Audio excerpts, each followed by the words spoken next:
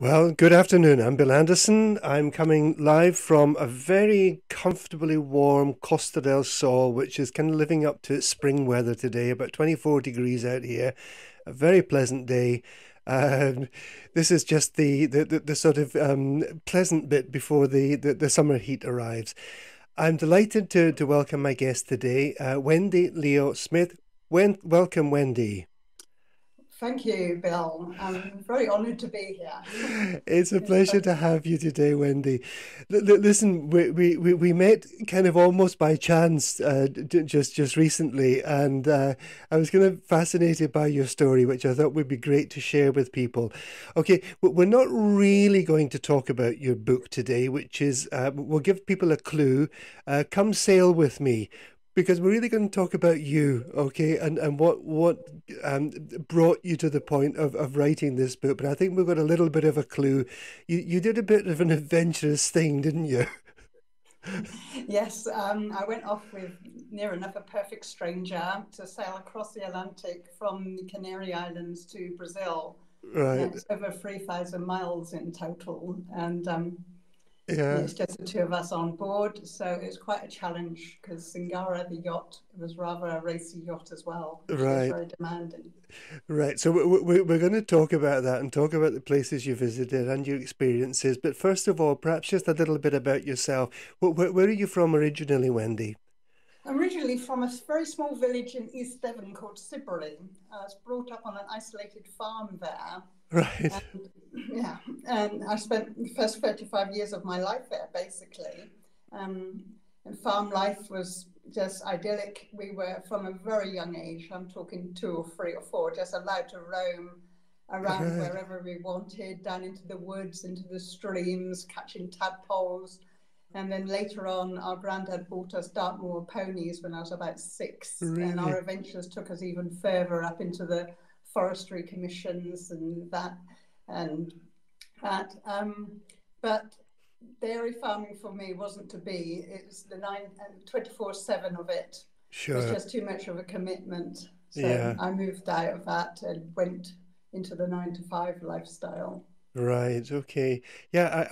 It must be one of these very small places because I know I don't know Devon well. I know it a little bit, but I haven't come across that name before.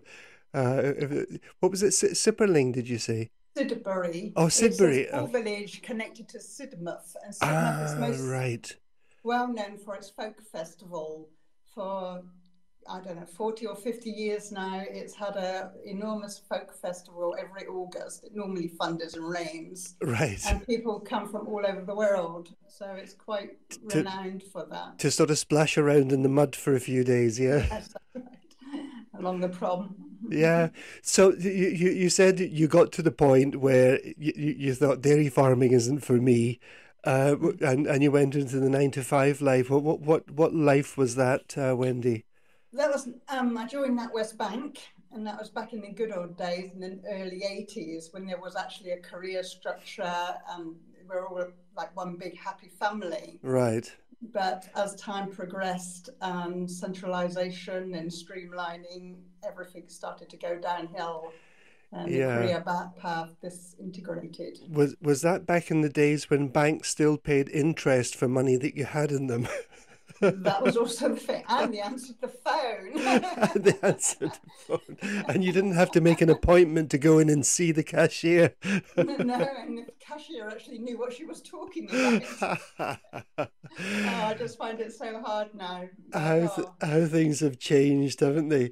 It yeah. actually costs people money now to have money in the bank. Oh, yeah. And yeah, I think for those of us that grew up with, you set up a bank account and you put a pound in, and then in a Mm. year it'll be a pound in threepence or something like that. But those days are well since disappeared, haven't they? Oh, they have, haven't they? But it makes you wonder if it actually comes back for us who have actually got money in the bank.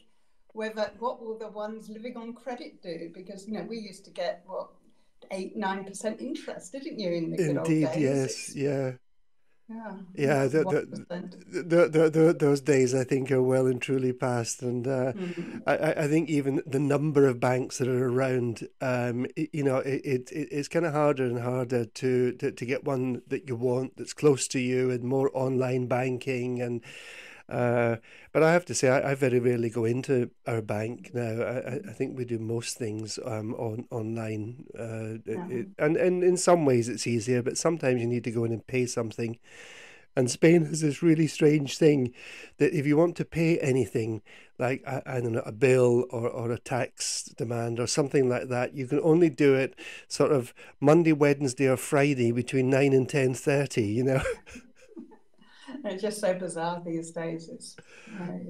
You would never imagine that it would have gone this far, from what I started at and what it is at now. It's just a Right. foreign So world.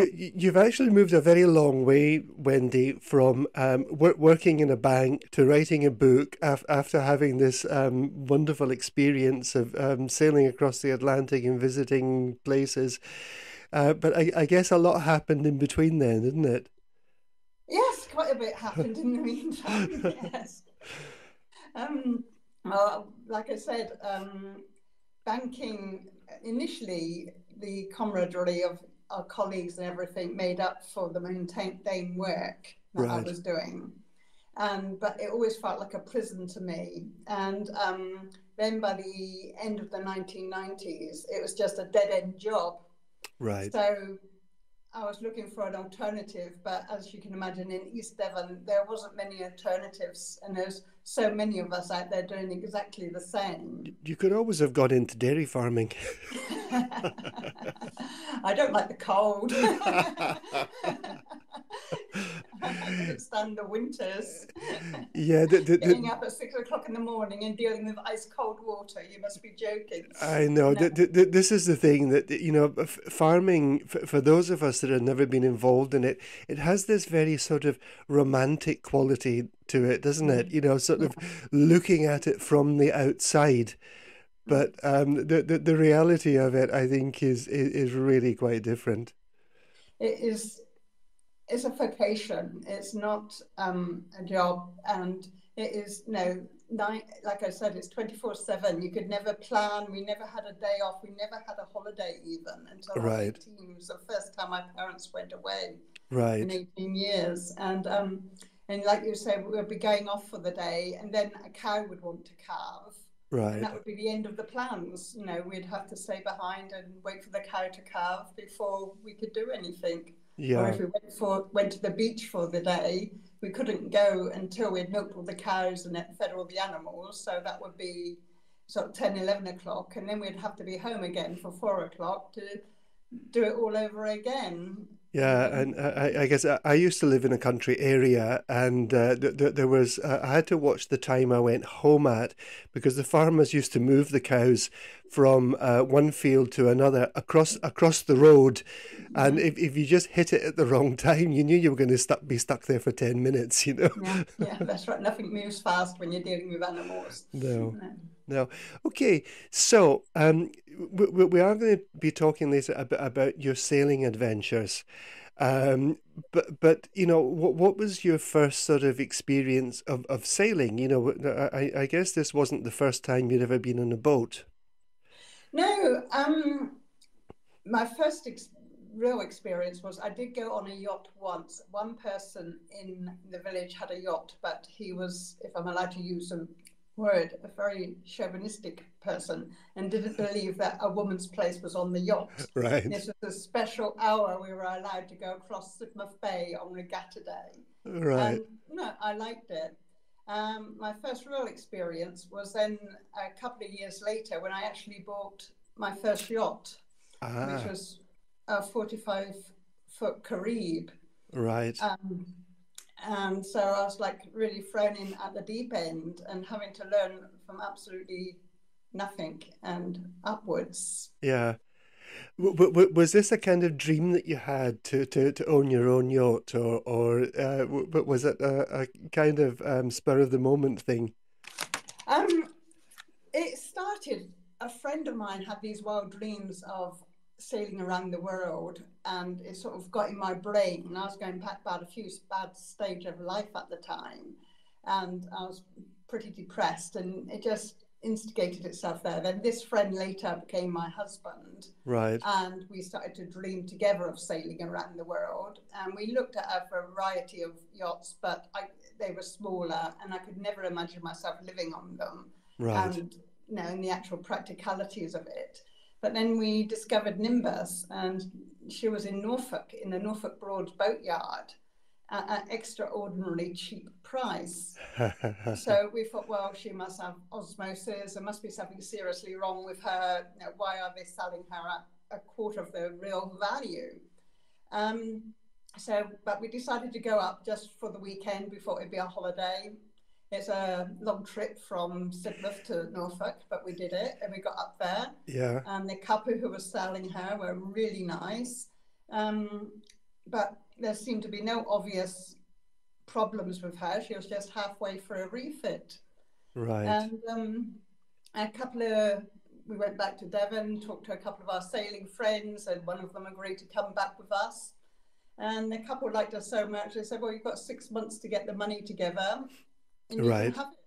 So Aye. we decided to go for it. You said it's a long trip from Devon to Norfolk, but actually from Devon it's a long trip to anywhere, isn't Well, that's it? true. We are at the ends of the earth down there, yes. Yeah, and I guess when you're saying that, it looked like a bargain that was too good to be true, the problem is that sometimes these things are too good to be true. But it worked out well for you, though. No, it worked out very well for us. There's nothing wrong with her. She had been in Moody's boatyard for 4 or 5 years, Right.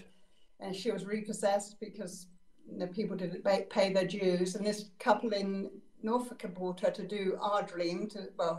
And unfortunately, one of them was taken ill, terminally ill. So they Right. had to cancel their plans, we found out later on. And so we were just very fortunate to be in the right place at the right time to be able to afford such a luxury, to be Sure. 30 years old with a sailing yacht. My Right. bank managers didn't like it, to say the least. No, but bank managers need debt, because it's debt that provides them with the money, isn't it? Yeah. So how did you get the boat from Norfolk to Devon? Was she sailed round or taken over by road? She was taken by road because at the time she didn't even have her rigging and mast instead. So we decided it was too far to travel, obviously, to do the work up there. So we brought her down by road, which involved police escorts Right. and a lot of logistics. And we decided to meet her at Exeter Services, where she was picking up her last police escort, because she didn't have to have it the whole way. It's only at certain points that she had Right. to have police escort. And I've never driven from Exeter to Exmouth, where we launched her, so quickly. We thought we'd be going along at 5 miles an hour, and Uh, these little roads that are hardly wide enough for 2 cars and windy. This lorry was just hammering down. foot We to, could hardly keep up. foot to the floor, yeah.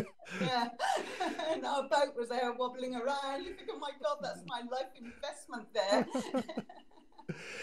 So you got her down to Exmouth, and what happened after that, Wendy?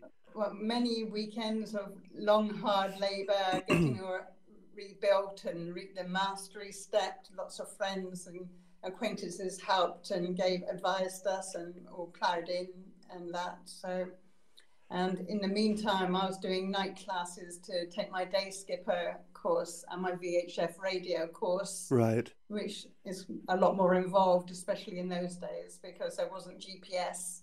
So we had to learn to plot on charts. We had to learn all the terminology, because all the words on a boat are different. You don't say left or right. No. It's port or starboard, bow, stern. There's Yeah, yeah. 101 different words to learn.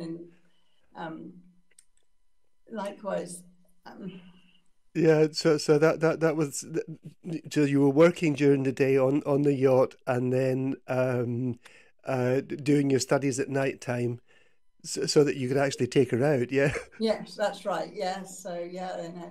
every last minute of my life was basically, when I wasn't working, it was thinking about sailing or working towards sailing or whatever. Yeah, they do say that people that have boats need to have deep pockets. Is that true? Oh, it's very true. It's, you know, the money just flies out your pocket, no matter if it's a new boat or an old boat or any boat. Something is always breaking, something always needing to be replaced. There is always something to be done. They are a bottomless pit. It just goes on and on. Yeah, yeah. And everything costs 10 times more because it has the word marine attached to it. Right. Okay. That used to be the case when with cars when it's all changed now, but when your car had automatic on it, you knew that it was going to cost a fortune if you had to take it into a garage. So that's the sort of boat equivalent of it, is it? It's a boat equivalent. Even something simple like a cable tie. You go to the ferreteria and it costs you 10 pence. You go to chandlery and it'll cost you £1. It's as simple as that. You know, just the Yeah, basic day-to-day things from a chandlery will cost you 10 times more than it will in a ferreteria. yeah. So you're married at this point. You have your boat. Mm-hmm. Does that mean that life was plain sailing? Life was pretty plain sailing, yes, to be at the time. I was just getting disillusioned with my career, like I said, because I was in banking and there was just nowhere to go. Work was getting very boring and very mundane. We were all getting disenchanted. People were being made redundant or being forced out, and when they didn't have nowhere to go. Sure, I had friends sure. 50 years old. All they knew was banking, and suddenly they weren't wanted any longer. When they thought they were going to become a manager, there was nowhere for them to go because, like you Right. said, all the branches were closing. I worked in approximately 9 or 10 different branches, and I doubt if 2 of those are still open now. Right. So you could see the writing on the wall there, Mm, Wendy. Yeah. yeah. So what'd you do? So as I had a bit of a windfall come my way, so an investment I had came out from a 10-year plan I'd been using, and everyone was talking about investing in property in Spain at the time. Right. And I had a week's holiday due to me, so I'd never been to mainland Spain, and it was in February. And I thought, what else do you do with a week in February? So why not fly to Spain? We had some friends who'd moved out here. They said, "Oh, come over," Right. and And and did you come down to the Costa del Sol? we came down to Alarino Grande. Oh, right. Okay. That's where they were staying, and we stayed with them. And we started to look at property. And first of all, they were miles too far out of our price range and whatever, or we didn't like them, or the locations were too far out. Then we finally found this little casita that I fell in love with. Right. So sort of 3 days later, never been to mainland Spain, I agreed to buy it. So Yeah. For those that are listening in other parts of the world, Alarina Grande is about I don't know 10 kilometers inland, 10 15 kilometers inland from the actual coast. It's a very rural area, isn't it? yes, Kind very of rural. farming area, very Spanish in many ways. Yeah. Um, Almost has the kind of village feel and village mentality still about it, doesn't it? Yes, It's definitely. yeah, and you know when you go out to this area, it's kind of farming shops. You know, if you want to buy a lawnmower or a strimmer or get something repaired, that's the kind of place you would go to because it's the kind of things that are around there, isn't it? Yeah, they will repair anything here. And for such a small amount of money as well, it's unbelievable. Whereas you just throw it away in the UK, you wouldn't even think about it. Yeah, but in what about 15 minutes you're down on the coast. Yes, that's It's right. not as if it's sort of in the middle of nowhere, is it?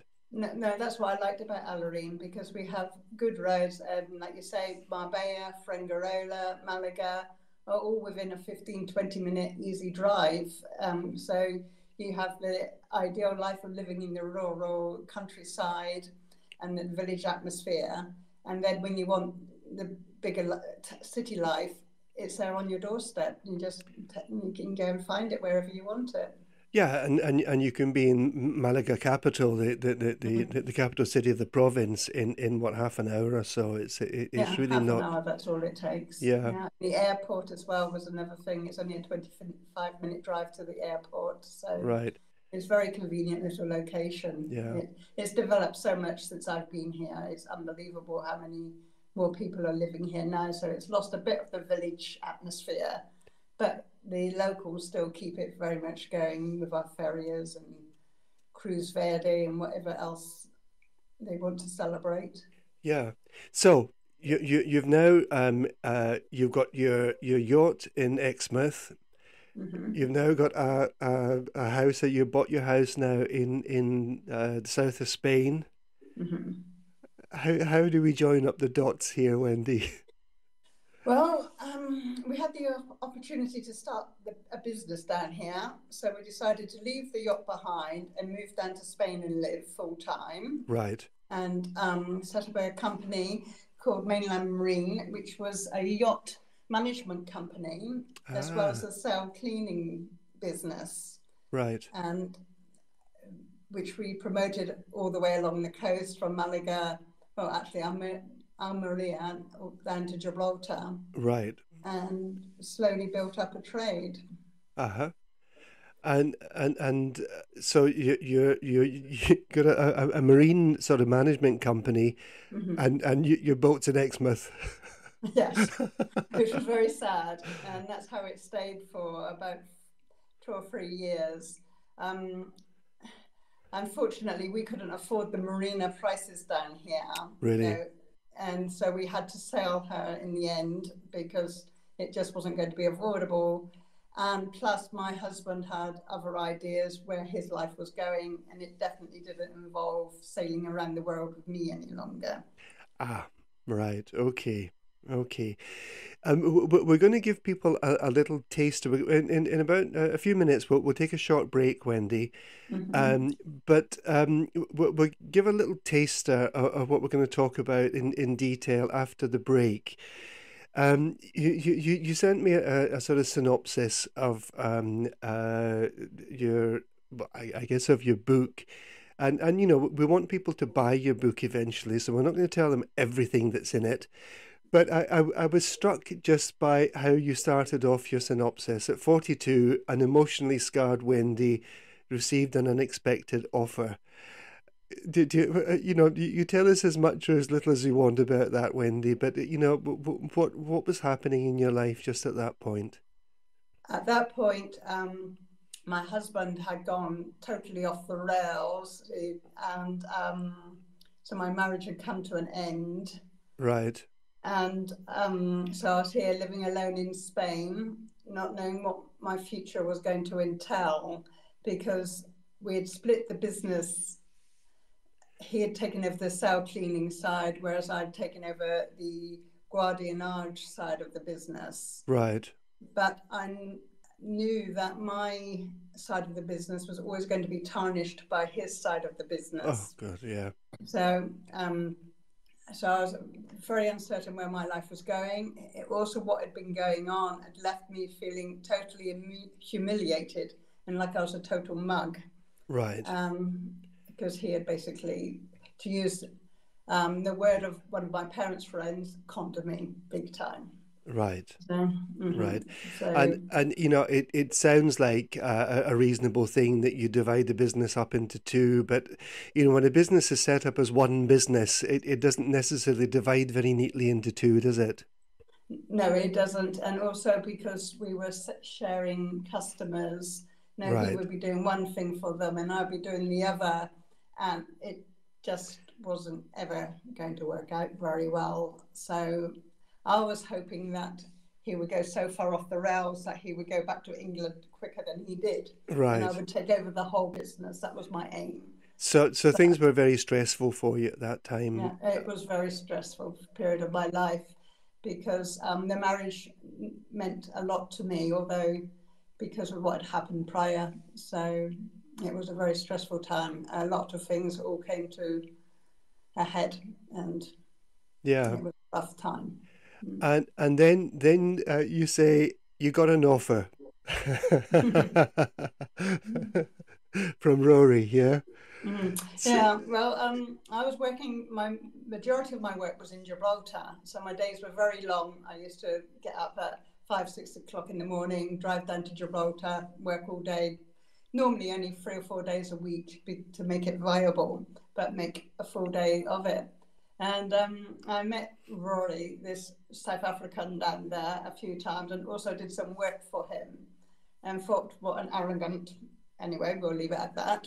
And and then I was talking to a Scottish girl down there one day. She was crewing on a yacht, asking her about crewing, thinking about my options, where I wanted to go. yeah. And Rory rudely came and butted in and tried to chat her up to get her to jump ship and crew for him, but she wasn't having any of it. Right. And so I just threw over my shoulder, oh, I'll crew for you. And he didn't even give me the time of day. So I thought, well, yours, you know. Anyway, and say that was the end of October, November, and he eventually set sail and thought nothing more of it. And then out of the blue, just before Christmas, I suddenly get this email claiming warranty work. Have you got an agent in the Canaries? Right. And wanting me to go down there and do warranty work, because when he sailed from Gibraltar to the Canaries, he got caught in Hurricane Delta, the Oh, one and nice. only hurricane off the Moroccan coast. Yeah, yeah, yeah. And he swore, whilst he was in this hurricane, that if he lived to tell the tale, that he would contact that little blondie and see if she was really up for crewing. Right, we're going to hold it there for a moment, Wendy, and then we're going to talk a lot more about the actual sailing experience after the break. It's over to you, Dave. Welcome back. I'm Bill Anderson. You are indeed listening to Expat Radio, and we're coming live from the Costa del Sol with my guest today, Wendy Leo Smith. Welcome back, Wendy. Hi then. Right, so we've just got to the point. I should just say that Wendy and I met when she was selling her book, Come Sail With Me, and I thought this is going to be interesting, which is why I really wanted to have Wendy on the show today. So, Come Sail With Me. We've just got to the point in your story where Rory contacted the little blonde thing in Gibraltar and said, "Do you want to come and crew for me?" Yeah. Yeah, that's right. Yes. Okay, take us from there. What actually happened after that, Wendy? Well, I thought, like I said, I was in a bit of a bleak period of life. What have I got to lose? To a 2 days trip paid down to the Canaries just before Christmas. It was going to be my first Christmas ever by myself. I Right, come from a big family, so it was going to be something, a whole new unique experience for me. So I thought, let's go for it. I've got credit cards. If I don't like what I find, I can get myself in a hotel. So right, I flew down to the Canaries and spent 2 days with him, and we clicked, we hit it off. right. So we came home again, we continued to chat on the phone a bit. Then he came here after Christmas for a few days and twisted my ankle for me, rather than twisting my arm to convince me to go and sell.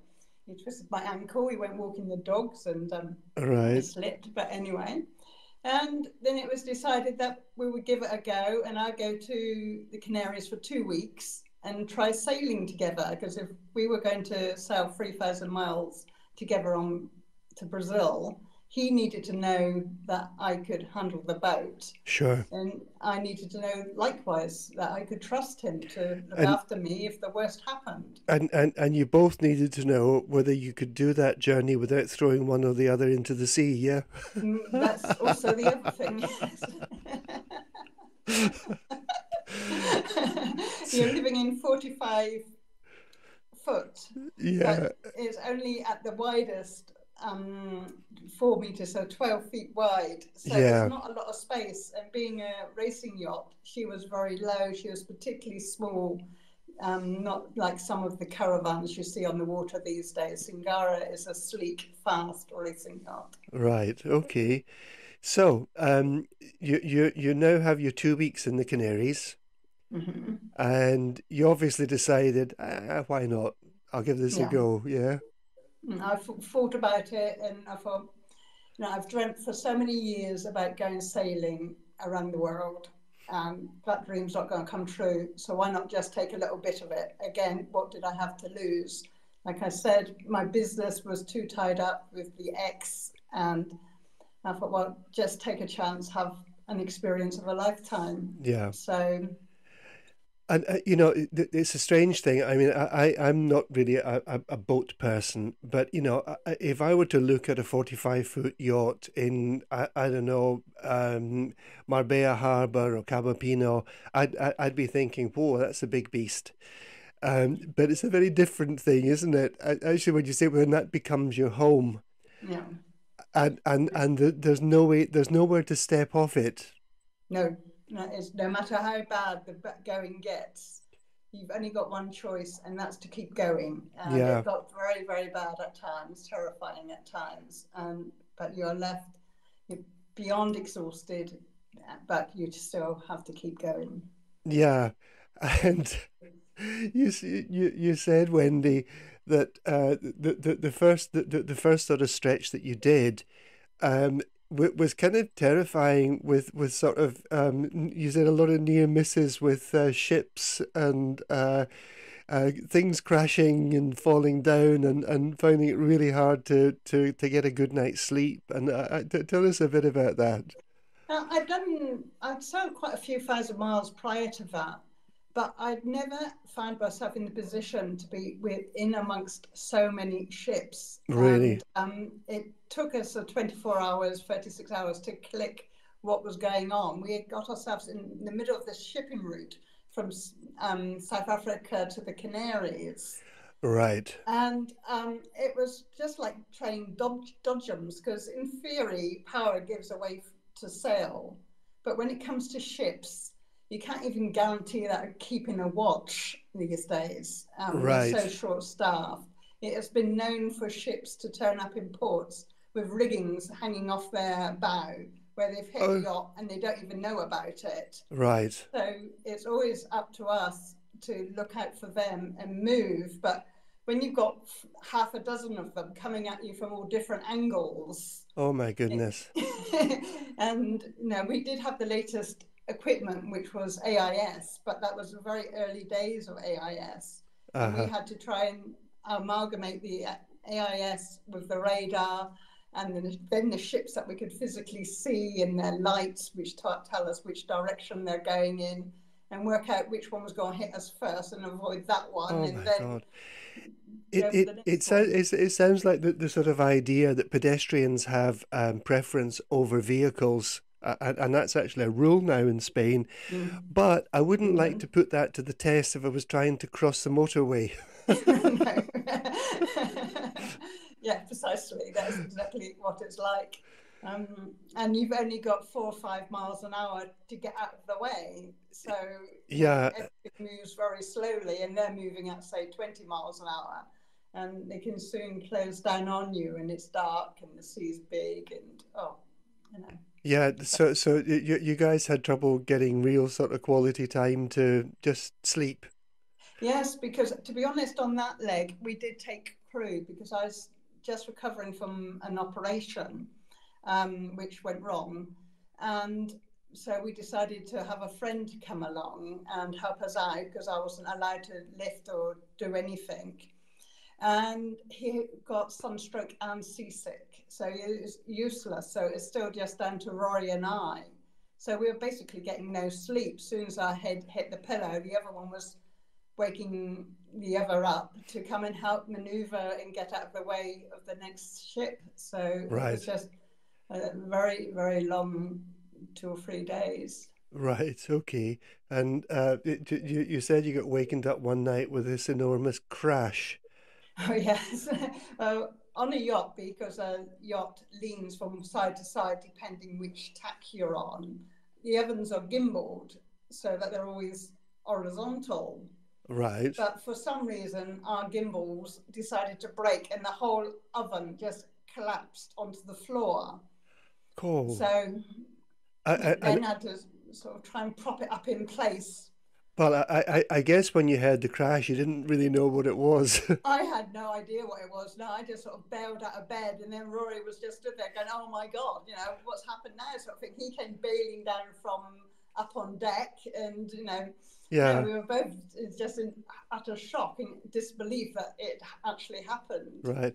How can you say roughly how far away from land you were at this time? You know, you're dealing with all these ships. You got your oven collapsed onto the floor.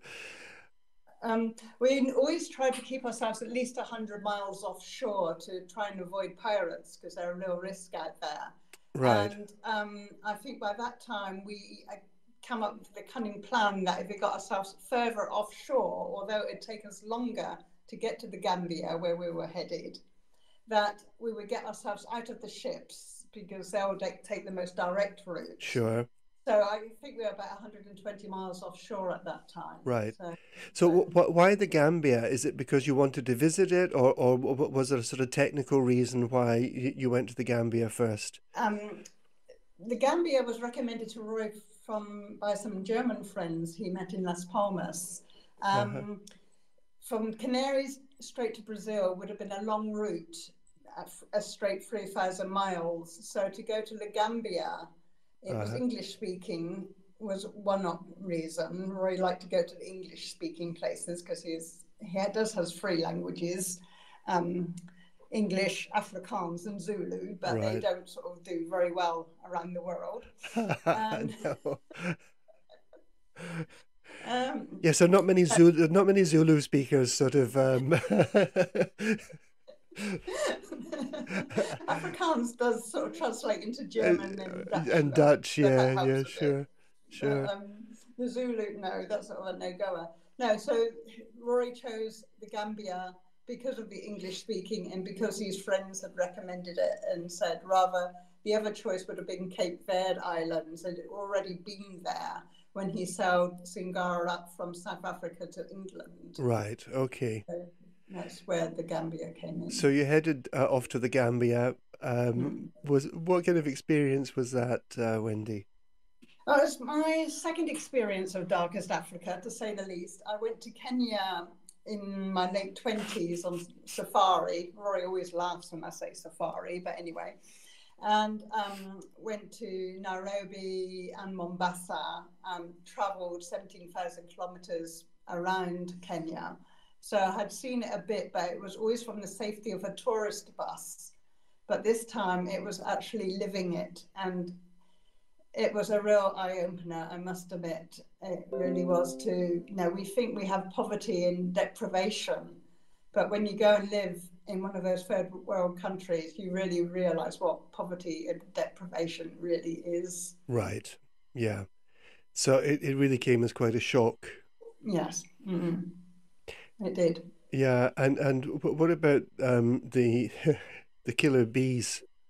Oh, killer bees. Yeah, that was a nightmare to say the least. We'd spent a lot of time in 2 or 3 days in the river, but we were always worried about being raided because crime obviously is a big problem Sure. because yachts are thought of as affluent and that. And we were advised to get to a place called Oyster Creek, which meant going through the swamps. Now, Right. Singara is an ocean-going racing yacht with a 2-meter keel, Right. and we'd have to get through about 15 miles of swamps. So we Right. have to do this with the tide, but all we've got is another sailor's handwritten notes on how to get through these swamps. And one This, mangrove looks very much like another mangrove. this doesn't sound very comforting. Well, it was. I was meant to be watching the chart plotter, and Rory and Mark were up on deck doing the steering and keeping an eye out and whatever. And I was there telling them to go to port at one point, and they were just totally ignoring me. And I'm there thinking, typical men, they won't listen to the woman. And then they're going, "Go to port, you've got to go to port." And I said, "We can't go to port." And I went storming up to look out. And if we'd gone to port, we would have grounded. And they were just sat there going, "Oh, look at that pelican on the wreck." And I was like, "I'm having a meltdown here. And you're admiring the pelican on the Pelicans. wreck." The Anyway, fact that there was a wreck there is not comforting either. no, No, it wasn't very comforting, no. So we continue and we ground a couple of times and we managed to get ourselves off. Yeah. And then we finally ground, and the tide, we'd lost too much time with the tide, we'd been delayed. And so we decided to turn around and go back the way we knew. We had no idea where we were. And then we ground again. So we're literally stuck in this sort of lagoon part of the river, Right. and it wasn't very big. And I thought, well, we're going to have to spend the night here. We don't know where we are. We don't know how to. Anyway, so Yeah. we sort of start preparing for the evening. I start cooking the meal, and there's one or two bees around. And I thought I'll put the mozzie nets up because mosquitoes were I rife there. can So we had to imagine. have mosquitoes over every hatch. So I start putting those up and say something to the guys again. So a few bees around, and Rory's allergic to them, but oh no, typical woman, ignored again. And so I've carry on putting the nets up, and then these bees just sort of all start coming from all directions. And they come storming downstairs, and Rory grabs the rice. He decides it's a rice and takes it outside and puts it on the deck. And then we come down and lock ourselves in, but all the hatches are just black with killer bees. Oh my God. It was petrifying. It was horrible. Yeah. So we had to spend the rest of the night, three of us, shut inside, which was the first time all three of us had actually spent the whole sort of 20, well, not 24 hours, 12 hours For the shut whole sort of nightmare, together. the night. Yeah. Oh my No. goodness. So, but we're going to move on. You dealt with your killer bees and your shipwrecks in the swamps of Gambia, and then you set sail for Brazil. Mm-hmm.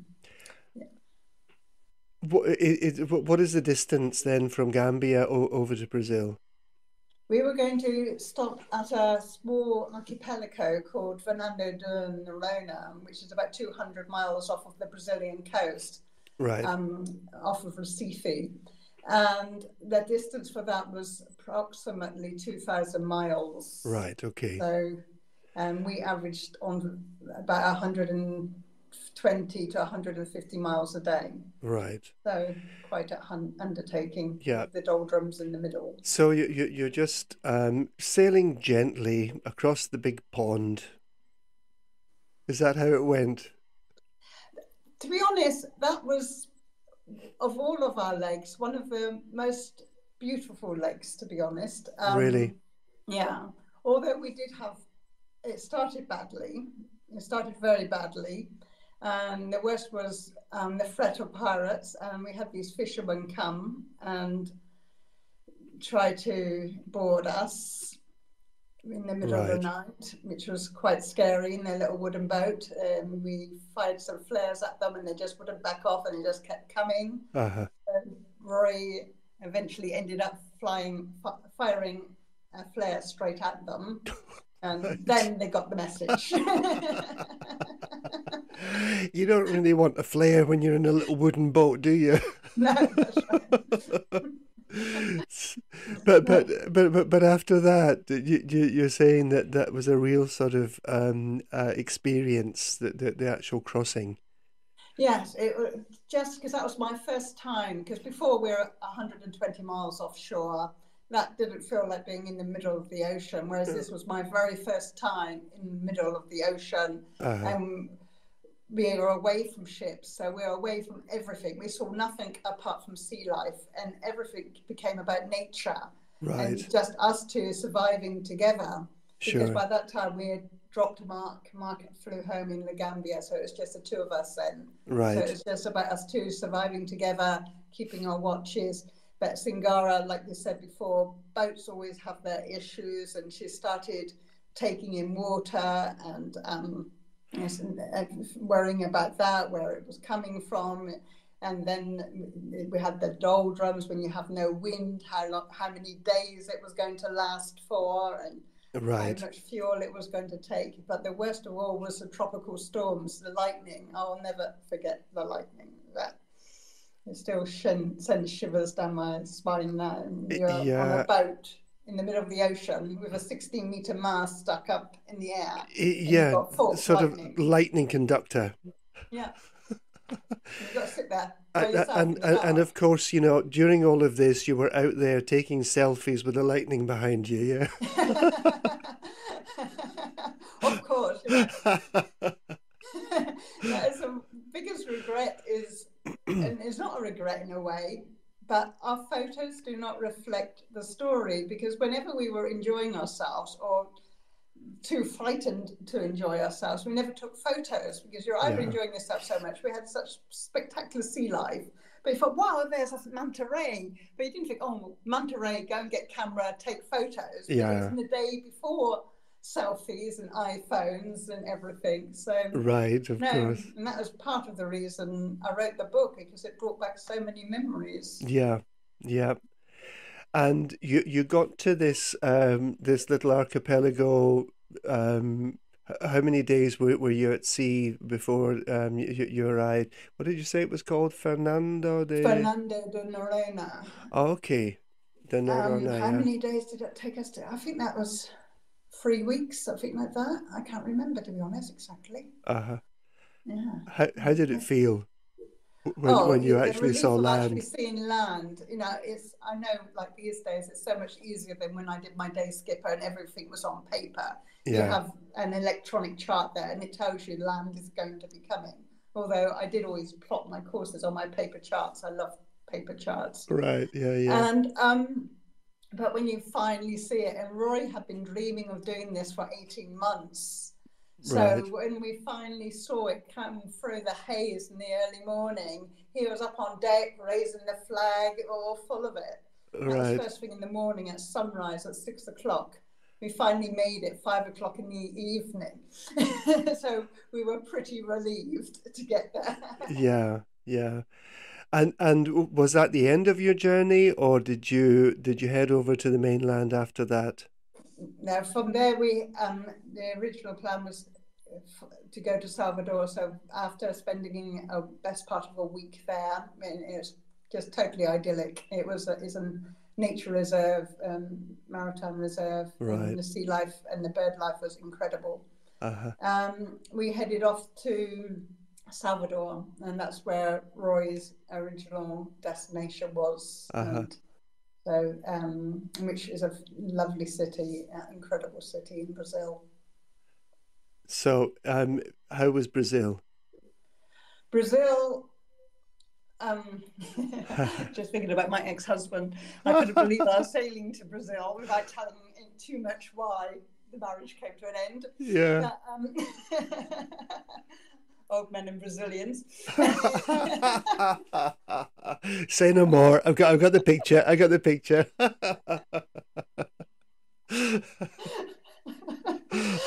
No, Brazil was fantastic. We just fell in love with Brazil. We made some fantastic friends there.